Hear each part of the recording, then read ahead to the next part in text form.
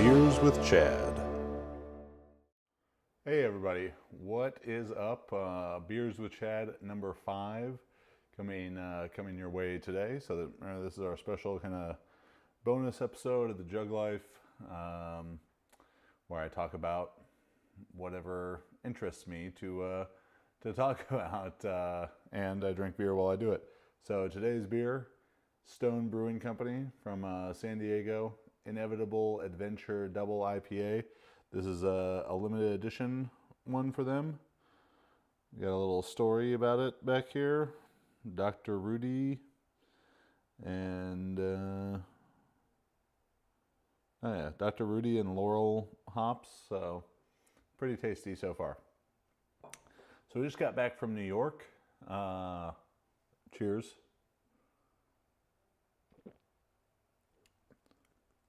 I know for the people who just listen to this as, got some foam in the beard there, who just listen to this as a audio podcast, they've told me that it's very odd for them when I take drinks of the beer because they think that the audio is cut out or something like that. So maybe I need to start giving a forewarning before I get into that. So we just got back from New York and New Jersey. Got a number of podcasts done over there. If you listen today to our episode with Joe Defranco, we also recorded with Mike Guidango, who's a strength coach there, was kind of a long-time Defranco disciple, an athlete of his, and then a coach for him, and now has his own place, as well as Zach Evanesh down there on the Jersey Shore. And I think 3 really great episodes right there. And talk some more about Joe's particularly, but touch on what we talked about with kind of all 3 guys, and then also did 2 Jug Life Live events, one at JDI Barbell, so thank you very much to Jesse for hosting us there, and then on to Outlift Athletics on Long Island, and got to do a little squat clinic, and then Jug Life Live there. And Jug Life Live really is just it's this, more or less. It's a clinic, and then we give the small lecture, kind of informal lecture about training, and do a Q&A with the attendees. So it's technically more filmed in front of a live studio audience than it is actually shown live, but a good time. And Outlift Athletics was a phenomenal facility. Mike Smith, the owner, they have everything that essentially a commercial gym would have, as well as a well-equipped powerlifting gym. So if you are in the Long Island area, the New York area, go check them out. Outlift Athletics, Outlift Athletics in East Southdocket, something like that, Long Island. Really phenomenal facility, and thanks to Walker Bradshaw, one of my athletes, for helping set that up. So, the trip was a lot of fun. It was me, Max, and Shorty out there. The only negative to it really would be that the traffic in New York was brutal. Like almost 2 hours to go 20 miles coming back from Jersey back into Queens. We stayed in Jamaica, Queens, which I'm not sure why I didn't catch on when I saw the price of the Airbnb, and that it was like a pretty nice looking place, that maybe the area wasn't the best. Felt like we were in Coming to America for a little bit, but still a fun time nonetheless. And then got to hang out there a couple extra days with my brother, his wife, and my little nephew Calvin in Brooklyn. So that was always fun. I think one of my personal favorite podcasts, without a doubt, was this one with Joe Defranco, because Joe Defranco was such a tremendous influence on me as a young coach, such a tremendous influence on the creation of Juggernaut. And if you've listened to the podcast, the episode of the Jug Life already, you'll hear me mention it briefly. That I'm not one who really goes for motivation, inspirational type of stuff. But if I was to say that someone was a great inspiration to me in creating Juggernaut, he would certainly be the one that I would point to above all else. And we talk about this in the podcast, but I'll give you maybe a bit more information about it. So I began coaching myself or writing my own training program when I was 14 years old. So that would have been in, like 2000. So pretty much my freshman year of high school, I started writing my own program. And I probably stumbled upon Joe in about 2005, maybe 2006. So my end of my freshman year of college, beginning of my sophomore year, that summer when I was back, I went to University of California, Berkeley on a shot put scholarship, and I was back that summer, and that was my first true coaching experience. I was running the off-season program for my high school, University High School in Irvine, California, running the off-season program for them, the summer conditioning program. I was just turned 19 years old that summer and got to and I just saw a comment from one of those players, Drew Robertson. What would WWCSD, what would Coach Smith do? As I think always good words to live by for those young guys. And I think that was about the first time that I discovered Defranco's website, about 2006, and saw his YouTube videos and started reading his articles and everything. And, really, for lack of a better term, like fell in love with what he was doing, with the attitude that they brought to things, and with the information that he was sharing. So I definitely used a lot of that information, particularly West Side for Skinny Bastards template in the coaching of these high school football guys, because the next year I left Berkeley and transferred down to a junior college here in Southern California, and began coaching football full-time while attending school. So I had 1 year at junior college where I didn't compete in track and field, but I coached football, I coached track, I ran the off-season for football, and started to implement more and more of his ideas. Another article that was highly influential on me at the time was an article by Joe Ken, who's now the Carolina Panthers strength coach. I believe he was with Arizona State at the time, and it was called Max Effort Training for the Front Seven. So that, combined with the West Side for Skinny Bastards 1 and West Side for Skinny Bastards 2, really comprised the basis of what we were doing with our training for the team. And then as I got back into track and field in late 2007, my fourth year of college, I started to implement a lot of that with my own training, and made adjustments to it, and that's probably a discussion for another day. But you can check out my articles about like Train Like a Thrower, or Training for Throwers Part 1, 2, and 3, as well as if you were to Google like Chad Smith and Bondarchuk, you'll kind of see how I implemented that, and how I probably would have changed things looking back. But the gist of it was that Joe was a huge influence on what I was doing. And as I got into my senior year of college, I knew, or was preparing for my senior year of college, I knew that what he did is what I wanted to do, that I wanted to coach athletes, that I wanted to train football players and do all this stuff, and not just help people get strong, but also really be able to impact their life on a greater level, because that's what training did for me. And it opened all these other doors, even as a high school student, by just training really hard, which helped me become a successful football player and a successful shot putter, go to a much better school than I probably would have gone to otherwise, certainly better than my grades would have indicated in UC Berkeley. So that summer going into my senior year of college, the summer of 2008, at this point, anything that Joe wrote, I was reading it the day it came out. Every video, YouTube was much more in its infancy. I was getting those notifications and just really pumped about everything he had to say. So that summer I was visiting my brother, who lived in New York City, and one of the days while he was at work, I had the opportunity to go and rent a car, which, mind you, I was like 21 years old, so I had to pay all these extra fees for car rental because I was under 25. So it was like a $400 car rental for 24 hours, more or less, and drove out to New Jersey and made a YouTube video of it, a vlog, I suppose, though I don't know in 2008 if that was even really a thing. And you can still find that, I think, on the Juggernaut YouTube channel called My Trip to Defranco's. Unfortunately, it had some audio copyright violation, so I don't know now if it's just silent or if it has some shitty song that YouTube put over it.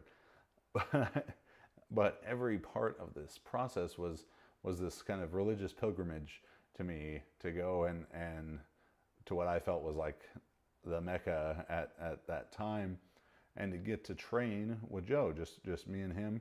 And it was crazy, hearing him give his perspective on this story, something that he remembers me coming out there to train, but also, just how the landscape of fitness and online fitness particularly has changed, how YouTube was very much in its infancy, how, Instagram didn't exist and anything like that.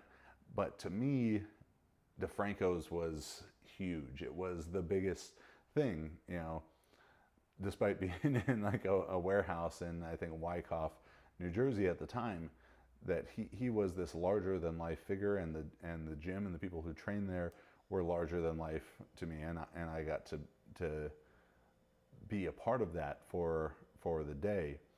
And I think what was so excellent about it is that Joe took the time to just talk to me and answer all the questions I had, and I'm hugely appreciative of that. And I got to see it all in action and see how he really did things, and without a doubt, that trip solidified for me that is what I wanted to do, and that spark created there is certainly what began Juggernaut. So I said it to Joe probably 10 times while we were podcasting this weekend, but how thankful I am for him there. And like I was saying, it was so crazy to see the landscape change. 2008 was 10 years ago. That's not that long ago, but in the scale of the fitness industry and everything there is so different. Where he really started his YouTube channel more or less by accident, by chance, by his athletes asking him to take a video because their friends at school wouldn't believe that they had benched this much or they had jumped on this or that high of a box. But so it wasn't this calculated, produced effort to be a YouTuber per se, and in a lot of ways, looking back at that was so refreshing, because being a YouTuber wasn't a thing and Instagram wasn't there. The ability to generate maybe a false sense of expertise was not there either. You had to do it with results, with information. And I do think that the information being put out then, it didn't have to be nearly as evolved or intricate. I joke, Joe probably could have written an article in 2003 or 4 that was called like, "This is a box jump," and my mind would have been fucking blown at the time, where if you want to create that now, it's a much different thing. But he just was able to put his results out there through these videos, and it grow his business. And this was reiterated to me in also our time we got to spend with Zach Evanesh, another person who was hugely influential on me as a young coach in my own training during that time. Where I had printed out his articles from his website or from Elite FTS, and highlighted them and written notes on them, and as Joe was talking about some of his training in the beginning, and the same thing with Zach, they're mentioning these videos or these articles, and I was like, yes, like I read that, I love that article, I love that, I remember that video, knowing the names of some of these like high school athletes that they were referencing in the videos and stuff. I was like, oh yeah, curls, Pascal, I remember that dude at Zach Evanesh's, and it was just some high school athlete, and Joe starting in a 500 square foot storage closet. Zach starting to train people out of his parents' garage and their backyard, as he also was a school teacher, and to see them organically grow, locally grow, not like locally grown organic foods, but locally grow their business and their name, and share what they did with the world through the much more primitive at the time YouTube and blogging and all that kind of stuff. It was crazy to look back at and see how far things have come in the last 10 years, since I really got more exposure to what those guys are doing, maybe 12, 13 years that I'd really followed along with them. And in some ways, the changes that have been made in the last 10, 12, 13 years are fantastic. There's much higher quality information. There's a lot more sources, of diverse information. There's whether it's people sharing their opinions about the same fields, or it's information about lifting and nutrition and movement, mobility, and technique, and all these different things. There's so many more people involved in it.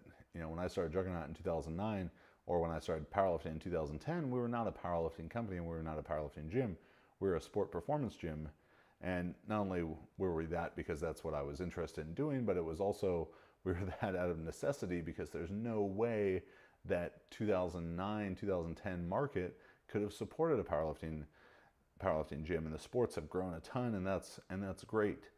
But in some ways too, it was kind of frustrating and disheartening to see that the way that those guys, two of the best people to be involved in this, two of the best to do it, the way that they grew and were, and created their business and their brand, I don't know if it would be possible today to go, from the storage closet and the parents' garage and and training in the backyard, lifting rocks and lifting, kegs and all this stuff, and just killing the basics.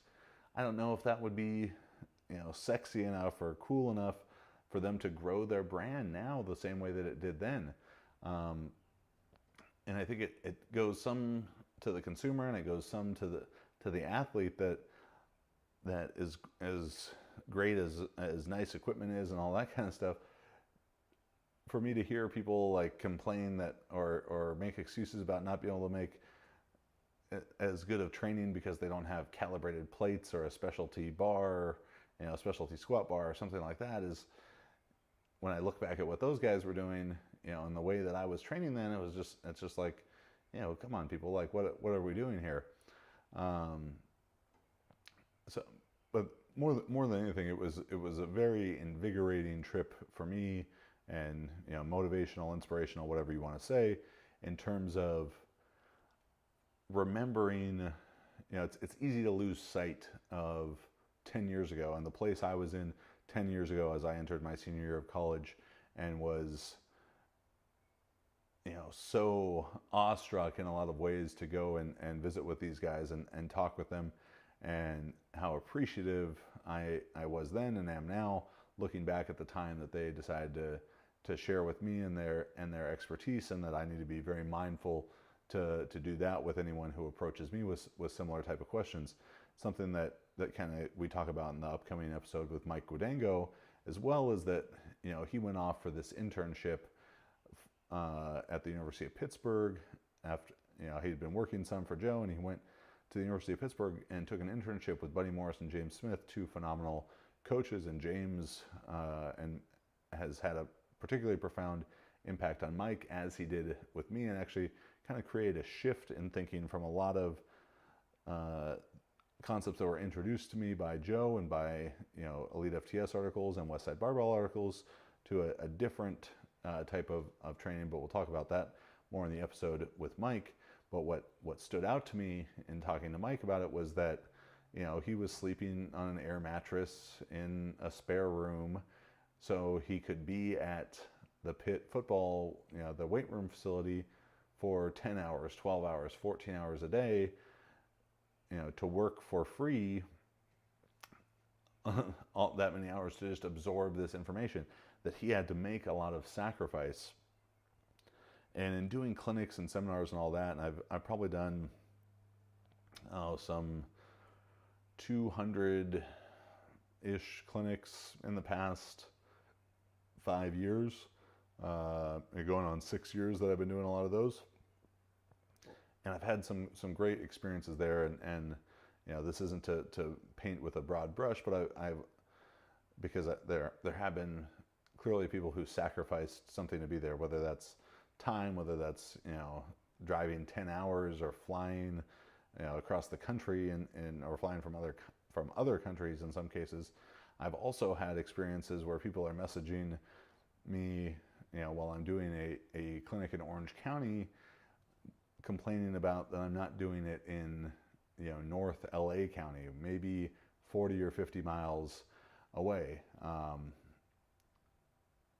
because if people, if you really care about what you're doing and you really are passionate about learning more and about becoming a great coach, you're going to make the sacrifice. When I was 22 years old, and Joe and I mentioned this in the podcast as well, I had also set it up to where I was going to go and train there with his combine group for a week, and I ended up having to forego that because of an injury, which I didn't feel was going to make it worth the financial sacrifice to go do that.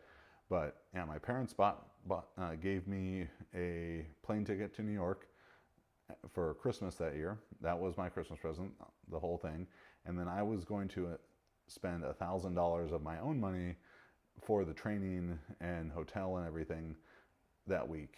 And as a then 22-year-old college student, high school football coach, $1,000 of my own money was about a third of what I was going to make for 4 months of high school football coaching. Like, it was an extremely big financial sacrifice to me. And as I got into coaching and went to more clinics and all that stuff, I had to make similar sacrifices to that, sacrifices of time and all that kind of stuff. So I just implore you, if you're listening, you're young, you're passionate about coaching, that if you have the opportunity to learn from people that you respect, then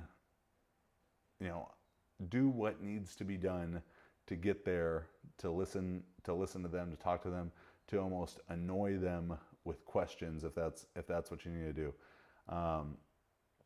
My coach in high school, Len Blutrick, who was a fantastic coach, his son is the throws coach now at Arizona State University. He also was an Olympian. So my coach Len had coached his son Brian to California state records in the shot put and discus. So I had a great opportunity there. But Coach Blue was a college coach. I worked with him twice a week. Very rarely was able to be at my meets because he was at the college meets. And I still handled all my own lifting and everything.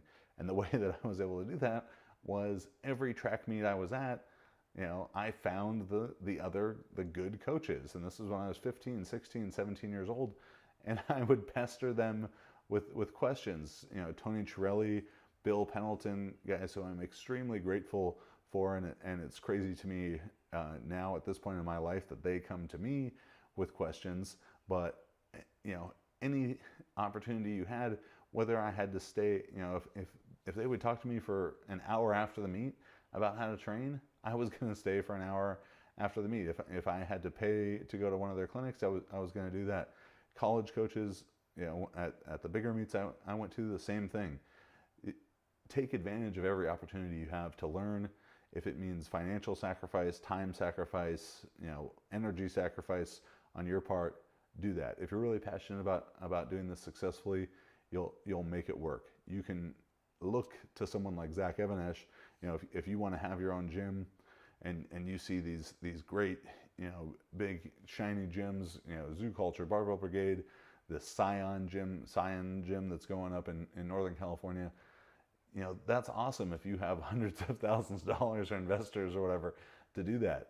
But Zach Evanesh was doing that, you know, with rocks and kegs and park, you know, picnic benches and all kind of shit, and homemade sleds in his parents' backyard, while also working another full-time job. And you know, you'd be hard-pressed to find someone who is more respected in this industry and more respected by his peers than he has. So if you want to make it happen, you can make it happen. Take a lead from those guys, from Zach Evanesh, from Joe Defranco.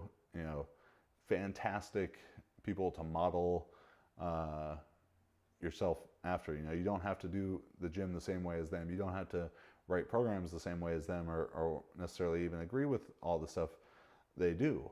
But what you can't, you know, fault them for is incredible work ethic, incredible hustle,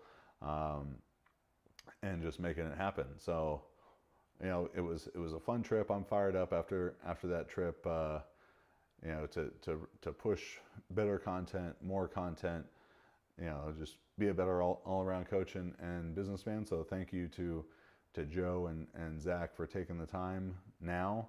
Thank you for taking the time, you know, every time I'm in New York and New Jersey to hang out, even back to 2008 when I was just some, you know, shot putter from California that Joe didn't know, who asked to come train at the gym one day. Of all the exercises that you viewers and listeners could imagine me doing, I did a 2-rep max cambered bar box squat to a foam box. I was deep into West Side at that time. I mean, the exercise, Joe chose the exercise, but you know, you can probably use that video as some type of blackmail material, you know, when I say something bad about West Side these days. But maybe that's a topic for a different day. So this was another episode, Beers with Chad, drinking what is a quite delicious Inevitable Adventure Double IPA by Stone Brewing Company. It's hard to actually get to drink that much of them because I'm talking constantly, but a very good beer. Go check that one out. It's a limited edition, so it may be tough if you're outside of Southern California to get your hands on it. Upcoming events: we will be in Oakland, California, Friday, April 13th at Max's Gym in CrossFit Oakland for Jug Life Live, free snatch clinic, and then Jug Life Live. Then in August, we'll be in Long Island, August 19th. Myself, Max, Dr. Quinn, Dr. Mike, Dr. James, 2018 Juggernaut Performance Summit, covering the 5 pillars of effective training: programming, technique, nutrition, mobility, and recovery. Sign up for that. You can also get some CEUs. If you're interested in online coaching, juggernautcoaching.com. Otherwise, make sure subscribe to the YouTube. If you enjoy the podcast, go on iTunes, give us a 5-star review. We always appreciate that. And till next week, this was Beers with Chad. Stop.